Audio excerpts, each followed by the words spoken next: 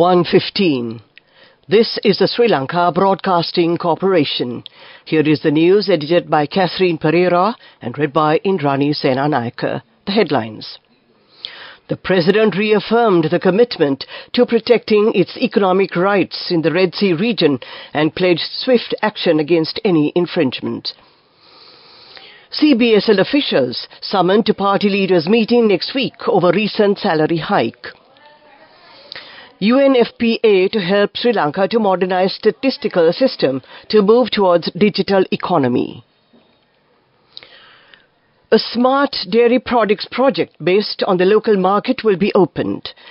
566 people have been taken into custody at a raid carried out under the Yuktia operation island-wide. In foreign news, White Island volcano. Tour operators ordered to pay millions to victims. President Ranil Wickremesinghe reaffirmed Sri Lanka's commitment to protecting its economic rights in the Red Sea region and pledged swift action against any infringement. He emphasized the country's readiness to support the United Nations in maintaining peace globally. The President made these remarks during the Sri Lanka Air Force Cadet Officers Commissioning Ceremony at the China Bay Air Force Base in Trikabali.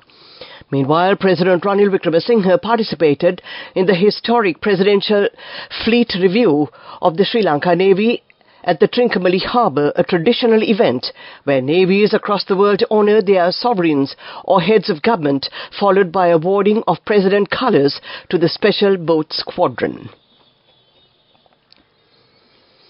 Officials of the Central Bank of Sri Lanka will be summoned to the party leaders' meeting scheduled to be convened on Tuesday, the Department of Communication of Parliament says. This was decided at the meeting of the Committee on Parliamentary Business held this morning. The CBSL officials will be inquired about the process and rationale behind the recent salary hike for their employees. Next week's parliamentary sessions will convene from Tuesday to Thursday. United Nations Population Fund UNFPA Asia Pacific Regional Director Pio Smith has called on Prime Minister Dinesh Gunawardena at the Temple Trees yesterday. The Premier thanked the UNFPA for the support extended during the past 50 years to several areas, including the plans to modernize Sri Lanka's statistical system and upgrade the population data system. The UPF Regional Director assured continuous support to upgrade data systems to move towards the digital economy. Mr. Smith expressed interest in assisting programs to enhance collaboration at national level and advocate for the rights of women and girls. He said he visited Kilinochchi on Wednesday to assess the issues faced by communities at grassroots level, and there he noted with satisfaction the measures taken with regard to gender violence at homes and outside. This news comes to you from the Sri Lanka Broadcasting Corporation, and we continue with local news. A smart dairy products project based on the local market will be opened. Financial assistance for the project has been received by the Agriculture Department of the United States Development Project. The objective of this move is to empower local, small and medium-scale dairy producers. It was officially initiated under the patronage of U.S. Ambassador Julie Chung in Colombo yesterday. Under this program, necessary facilities needed for the industry have been provided to 15,000 small and medium-scale dairy farmers. A member of the Director Board of the Welfare Beneficiary Project, Kumar Dunasinghe, says that they will not be able to uplift the living standards of the people by providing the Aswasuma Beneficiary Program temporarily. The beneficiaries should act to progress themselves. He made this remark while participating at the Subharati program of the SLBC this morning. The beneficiary payment will be paid from the month of July. 566 people have been taken into custody at a raid carried out yesterday under Yuktia operation island-wide. There were 11 women among those taken into custody. 571 raids have been conducted up to date. Meanwhile, a stock of foreign cigarettes that was brought into the country illegally has been apprehended by the Special Task Force.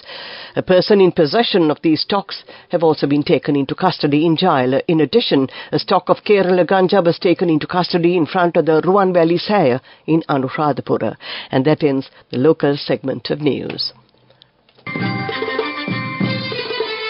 The main news story is brought to you by Sinhala Mahatmya. The Public Utilities Commission says that a discussion will be held today regarding the reduction of electricity bills.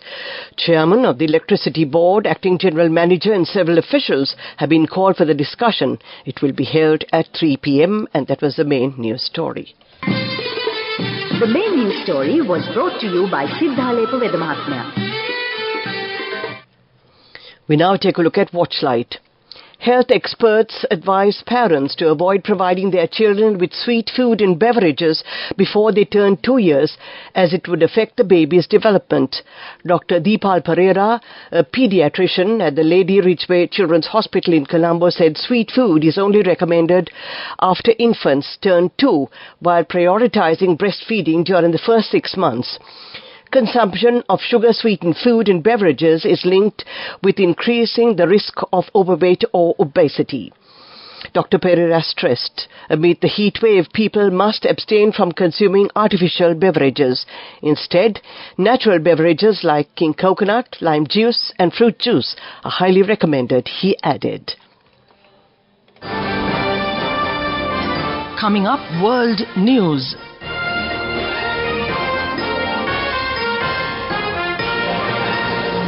First, the headlines. White Island volcano. Tour operators ordered to pay millions to victims. Bangladesh fire. At least 43 dead in Dhaka. Building blaze. More than 100 reported killed in crowd near Gaza aid convoy. A New Zealand court has ordered 10 million New Zealand dollars in compensation to the victims of the White Island volcano disaster, where 22 people have died. In December 2019, 47 people were touring the volcano when it erupted, killing nearly half of the group and gravely injuring everyone else. The firms which owned the island and operated tours were found guilty last year of negligence and safety breaches. Their failure to provide proper checks had ruined many lives, the court said. The volcano had been showing signs of heightened activity in the weeks leading up to the eruption, but operators ignored these, the court said. At least 43 people have been killed after a fire broke out in a multi-story building in Bangladesh, the country's health minister says. According to local media, the blaze began in a restaurant yesterday in the capital Dhaka. 75 people were rescued and dozens were brought to hospital. The fire was brought under control after 2 hours, according to fire officials, and the cause is being investigated. Bangladesh's health minister, Samantha Lal Sen, said that at least 33 people, including women and children, have been declared dead in the Dhaka Medical Hospital. At least 112 Palestinians are said to have been killed and 760 injured trying to get desperately needed aid in Gaza. Crowds descended on a convoy of lorries on the coastal road southwest of Gaza City in the presence of Israeli tanks. Israel's military says tanks fired warning shots but did not strike the convoy. Some Palestinians say troops fired directly at them. A Palestinian witness told the BBC most of those who died had been run over as lorry drivers tried to move forward. To end this bulletin of world news, the headlines again. White Island volcano. Tour operators ordered to pay millions to victims. Bangladesh fire, at least 43 dead in Dhaka building blaze. More than 100 reported killed in crowd near Gaza aid convoy. That ends this bulletin of world news. Development news. On to development news. Divisional Secretariat Office in Nellore in Goa says that more than 90 million rupees has been received for the development in the area. Several development projects including water supply, electricity and transportation and hospital services will be implemented under this project. That was development news. Moving on with sports news. The athletic tournament has commenced in the Diyagama Mahinda Rajapaksha ground today. Junior and senior events will be conducted tomorrow. This is the final tournament to select athletes for the Asian Junior Athletic Tournament to be held in future. Go ekak thiyana youth eකට life එකේ change එකට නියමෙට set වෙන්න ඇස් වහගෙන දැකපු වීන හැබැයි කරන්න youth එකට නියමෙට set වෙන්න friendship එක මෙන්න. The all new NSB Ithru account, NSB I am, a plan for your dream. Business News, sponsored by National Savings Bank, the safest place for your money. Sri Lanka's first ever semi-transparent solar PV-powered agrivoltaic pilot project was commissioned at Hantane in Kandy. Power and Energy Minister Kanchana Wijesekara said the project was funded by the Asian Development Bank. He said the pilot project will assist the Plantation Industries Ministry, Power of Energy Ministry, the Ceylon Electricity Board, Tea Smallholders Development Authority and Sustainable Energy Authority to study the development of renewable energy in tea plantations in the country. Business News, sponsored by National Savings Bank, the safest place for your money. Go ekak thiyana youth එකට life එකේ change එකට නියමෙට set වෙන්න ඇස් වහගෙන දැකපු වීන හැබැයි කරන්න youth එකට නියමෙට set වෙන්න friendship එක මෙන්න. The all new NSB Ithru account, NSB I am, a plan for your dream.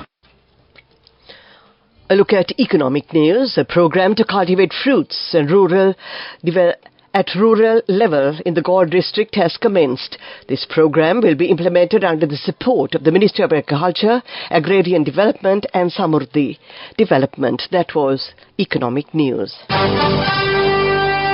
Weather report.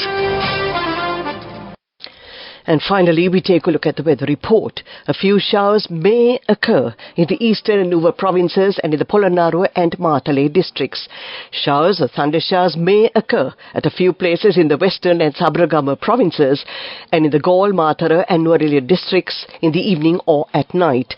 Fairly strong winds of about 30 to 40 kilometers per hour can be expected at times in the northern, north-central, northwestern, Uva and eastern provinces and in the Hambantota district. To end this afternoon's news broadcast, we take a look at the headlines again. The President reaffirmed the commitment to protecting its economic rights in the Red Sea region and pledged swift action against any infringement. CBSL officials summoned to party leaders' meeting next week over recent salary hike. UNFPA to help Sri Lanka to modernize statistical system to move towards digital economy. A smart dairy products project based on the local market will be opened. 566 people have been taken into custody at a raid carried out under the Yuktia operation island-wide. In foreign news, White Island volcano. Tour operators ordered to pay millions to victims. That ends this afternoon's news broadcast. The time is 29 minutes past 1 o'clock. This is Radio Sri Lanka. And as I leave the studio bathed in sweat, yes indeed, it is so hot in the studio. And of course I hand over to my very dear friend who is also sweating and has to be here until 4 o'clock.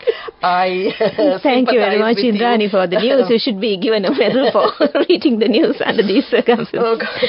Anyway, thanks so much.